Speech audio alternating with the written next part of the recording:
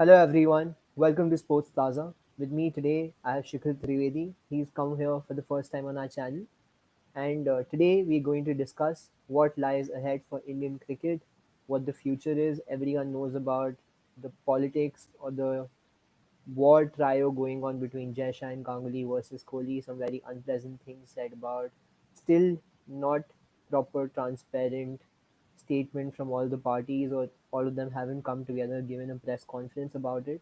So still a lot of speculations, a lot of rumors, which are not good for Indian cricket, not good for Indian fans. And with this, we also going to discuss the India South Africa one day series. India has lost the series 2-0. Third one day is still left. We're going to discuss a little bit upon that, a little bit about test captaincy, a little bit about what changes India can make for the third one day. So do stay tuned and let's hear what Shikhar says. Shikhar, hi. We're going to get started with the Ganguly versus Virat. Are you disappointed with all that's happening in Indian cricket right now? Oh yes, definitely with it. More than anything else, it hurts me to see how we from a position of leading the world in a particular format of the sport, we have come down to having fights not only in the management itself but also clear fissures that could be seen in the media where there is a very clear lack of transparency, and you have two particular power camps fighting each other on a lot of battlefields, on social media, in front of the press, in decision making in the team itself. So more than anything else, it hurts me as a fan to see how we've gone from where we were to what we are at right now. So I think the politics, as much as it does affect the sport, that is a reality you've got to accept. But I would still want it to be independent of politics, and that is what any other fan of any other sport would want. They would want politics to not affect the sport they love. There are many administrations. You've seen the Zimbabwe administration, Sri Lankan administration, where the administration has played a negative role on the sport. Hmm. And Zimbabwe, Kenya, these countries which were actually going doing so well till the early 2000s, you don't even see them right now. So Yes. administration is a very key role in all of this. Did you ever expect Virat Kohli to not be a captain of any of the format 6 months back? Uh, well, not just 6 months back. As someone who hasn't been a fan of Virat Kohli's Test captaincy for the longest time, the last year and a half, I have had a volte-face where I have immense respect for the man as a leader, not just as a captain. So, uh, take me back a year, and I would say that I would want this man to lead this country's team till the time he plays his last match. And no, not out of any other thing, but for the respect of the uh, ability to make decisions which aren't always, which may not seem like the right decision, but it will definitely have a lot of positive effect to the team, because you see Virat Kohli has not been the captain who would shy away from taking the hard decisions. You have seen in the past how Kohli has dropped people who have been in top form. You take the recent tour to England, and you see that he hasn't played Ashwin in one of the matches as well. So you see how Kohli has an idea that he goes with, and you might agree or you might disagree with it. But at the end of the day, he's the kind of captain who has given us results, who has taken the team ahead with a particular ideology where you live by the sword, you die by the sword. You either try to win or you die fighting. And that is the kind of sport that we would want to watch. You wouldn't want your team to settle for anything less than a win, right? Yep.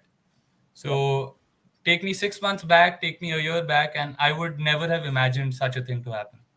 Absolutely. There was a time people felt that Virat Kohli, he's still the biggest brand out there. Probably Rohit Sharma is still far behind. Now Rohit Sharma is leading captain in white ball. One very surprising thing you said was you're not a fan of Virat Kohli in Test cricket as a captain as well. I Usually wasn't for the people longest time. Usually people are against his white ball captaincy, but at least in test, people are like there's no better captain. The passion, the intensity he brings on the field, what he's generated out of the Indian bowlers. And another surprising thing for me was you saying he makes hard decisions, but I feel the hard decisions are only for the bowlers, not for the batters. If you take the example of Pujara, Rahane, they've not been dropped. You see bowlers have had a harsh time. But yes, what next? Who can be the next test captain then? Well, to be very honest, I don't see a permanent test captain for the next year, year and a half, or maybe even 2 years in the test team. Because while I have a lot of respect for KL Rahul as a player, and even for others who might seem as prospects for test captaincy, like Rishabh Pant or even Ravichandran Ashwin for the time being, I don't see any of them leading the team given the current state they are in. Like I don't see Ravichandran Ashwin being a long-term option for Test captaincy. Similarly, I don't see Rishabh Pant or even KL Rahul in a position where they would be able to lead the team with the same kind of vigor, with the same kind of attitude that Virat was.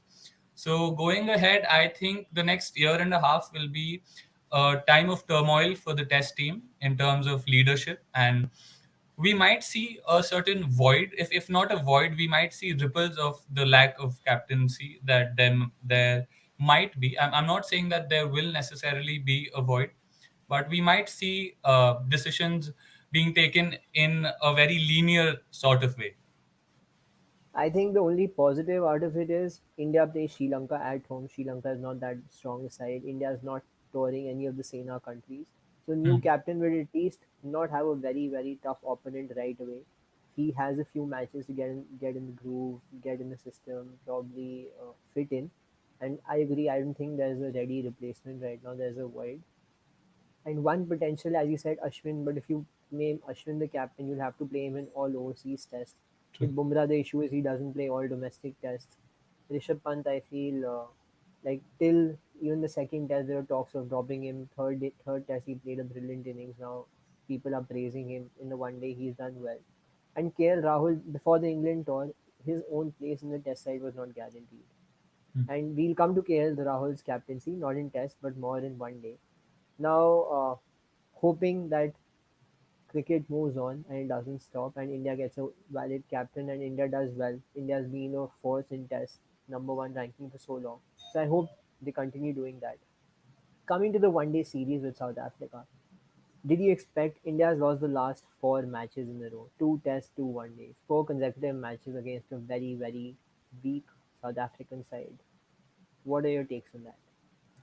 Well, again, it is a setback which has been tough to digest, especially the ODI loss, because while the loss in the tests after the second test, especially, it did hurt. It pinched a lot, but it was still something that I could digest simply because we still have a lot of work to do when it comes to uh, both batting and bowling in Sena countries, especially in South Africa. We have seen that we've still not been able to win a Test series in South Africa. But when it comes to the ODI series, I was still very hopeful that we do have the talent. We've always had the talent in ODIs and T20s as well. But with all of that talent, we still managed to lose the first two matches. And it was not like it was a very close match. It was not like a match that we lost out of our hands. It was a match that was taken away from us. Probably 25 to 30% of the game was the only part where we tried to control the game. The rest of the game was snatched away from us by South Africa pretty easily. In the first ODI, you have two centuries being made. In the second ODI, you lose by 7 wickets, and you have, I think, if I'm not wrong, about 2 overs to spare. So you've not batted incredibly well in either of the matches, and the bowling changes also haven't really been up to the mark, because yes, you do give KL Rahul the buffer that he's been recently appointed as a captain. But when you take six bowling options and you bowl your sixth bowling option after, if I'm not wrong, 35th over or something like that, I think he on you the 26th over in the second one day. 26th over. First one day, Venkatesh did not bowl at all. Yes, he did not bowl at all in the first one day. So when you see that happening, you do question the captaincy as well, wherein you could have rotated your bowlers, you could have chosen a better time to bring somebody on. But at the end of it all, you see how we have been outperformed in every in every department of the game. So yes, it is very tough to digest, and I would only expect that now that we're out of the series, we'd probably go ahead without any fear of winning or losing, and might salvage a win tomorrow. Definitely, I think one issue I have felt which there in one days is India is always relying on the top three. Even with Rohit Sharma not being in form, you have KL Rahul. So it's KL Rahul, Shikhar Dhawan, and Kohli. And middle order collapses have happened in both the one day. In the first one day, India was cruising, and then suddenly a lot of wickets fell. And you know you have Shardul Thakur Ashwin at 7-8. Shardul has scored 90 runs so far, so which is great. But if you see India's bowling, Bhuvneshwar has not been up to the mark. In the first one day, the spinners are not up to the mark if you compare with the South African spinners. India did not utilize their sixth bowler. What do you feel about KL Rahul's captaincy? I personally think, and others are also saying this, he's found to be clueless on the field. It's not looking like a team. It's just looking like 11 players standing, don't know what to do. You only could see Pant chirping behind the stumps in the second one day. But do you think India had already given up? And can Kohli play under a different captain, if not himself? I think I'll start with the last part of your question. Can Kohli play under a different captain? I don't think Kohli, as a player, would let the fact that he's playing under somebody affect his own game. But yes, if he is not leading the team, there will definitely be a void filled, which will need to be filled by others, because you need to have other leaders in the team, and you have seen that in the past. You have seen that in the tour to Australia last year, the Border Gavaskar Trophy. You have seen not only Ajinkya leading on the field, you have seen people like Jasprit Bumrah, even Mohammad Siraj leading the bowling attack on the field. So when it comes to people taking up that space of a leader, I definitely feel that while Kohli might not be leading the team, he will definitely give in his 100%. And as far as the attitude of the team is concerned, yes, seeing that Rishabh Pant was the only person chirping from behind the stumps, that was definitely a sight I would not have imagined with the Indian team. Uh, Take me back to even a year, 2 years back, and I would not have imagined that, because when you see a team which has consistently fought against heavyweights, which has consistently punched above its weight, you would expect them to, even if they are underdogs, even if they are trailing the series, you would expect them to put up a fight. Yeah. And that hasn't been the case when it comes to KL Rahul's captaincy. Uh, and I think that could also be seen in the way that he played his innings, the way that he paced his innings in the last match. As much as he played elegant shots, as much as he played fairly well when it comes to the runs he's made, but the strike rate wasn't something very appealing to the eyes. You don't expect anybody to play with a strike rate of at least less than a 75 or 80 strike rate in an ODI, where you would want to put up a score which is defendable. So Well, that given has been a criticism for KL Rahul that whenever he tries to play an anchor role, he always goes in a shell, doesn't has a lot of dot balls. Same happens with him in IPL in Punjab Kings. He changed his franchisee, but yes, something similar happened with him in the second one day as well. And you've seen his stats in the middle order. He has an average of above 50. He wants to open this innings when Rohit Sharma is not there. Obviously, when Rohit will come in, Rohit will again go back to the top of the order. Dhawan has scored more than 100 runs, and I think he's been in good touch. So I expect Rahul to be slotted back in the middle order where India's concern is. And going with this, for the third one day, I know India has nothing to lose. What will be your expected changes? I think for the next one day, I would want India to give a lot more chances to the bowlers, because as far as the bowling attack has gone till now, neither has Ravichandran Ashwin been looking very lethal, nor has Yuzvendra Chahal bowled up to the mark. I mean, they've both looked very average spinners, and they've both been our go-to spinners for a long time now in red ball in white ball cricket at least.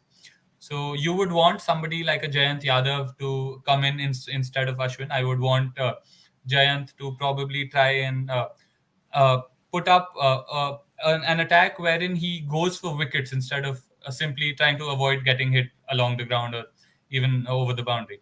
And also, I would want probably a Siraj to be given a chance again instead of Bumrah, because you wouldn't want to play Bumrah again considering his workload and the fact that we don't really have anything to lose.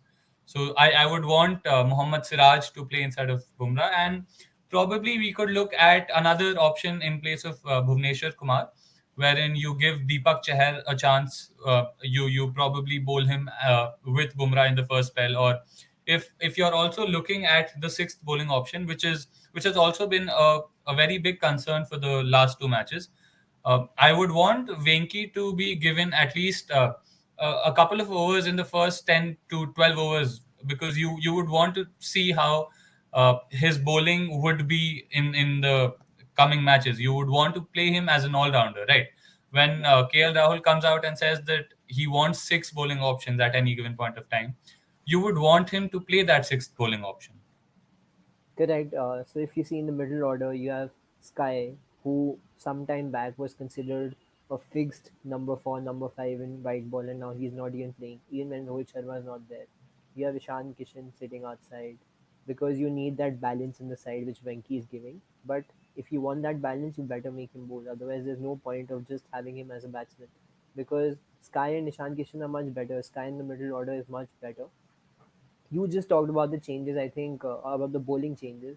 I feel Bhuvneshwar is his form is dipping. He's not the same Bhuvi which he was 1 year back as well. If you see the IPL as well as international, so I feel we need to look past Bhuvneshwar, get another swing bowler, which is Deepak Chahar. I think he can get a lot of swing, and he did perform well in the India Sri Lanka series as well. So I also see Bumrah getting rested, and as well as Bhuvneshwar and Ashwin. It might just be the end of Bhuvneshwar in white ball cricket. I'm not sure what his future is ahead, but he needs to probably get back to form again. I will also want to see some changes in the batting department as well, because our middle order collapses have been so frequent. I probably see Shreyas Iyer getting dropped as well. His weakness against short ball, he's amazing against spin, but his weakness against short ball, every opponent is exploiting that. And Indian middle order has actually just been following together, not stitching any partnerships. And Rishabh Pant has played at number four position, which is a bit surprising as well for me, Hmm. because you wanted Shreyas Iyer at number four, now you're making him play at number five. So I personally see that Rahul is a better fit in the middle order, and you can drop Shreyas Iyer. And probably if you don't want to drop Venki, continue with Sky or get Ruturaj in the top order as well. I know Rohit is a fixed, but I want to see Rahul in the back in the middle order to probably balance that out. And then there's no issue of strike rates as well, because when he comes in the middle order, he cannot anchor. He has to play his natural game, and I think he's the best when he plays his natural game. Yes, So you're right. hopefully India actually wins a match. It's been disheartening to see them lose against a South African bowling lineup which doesn't have Rabada, doesn't have Norgay. So I did not expect this loss coming in the one-day series. India is moving out of the first two ODIs were at Boland at the same pitch, and now India for the third one day is moving to Cape Town. Let's see how that goes. Tomorrow is the third one day. Hopefully, India can win this.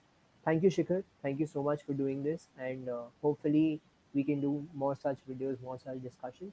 Thank you to all our fans, to our viewers for watching. Do like, subscribe, and comment.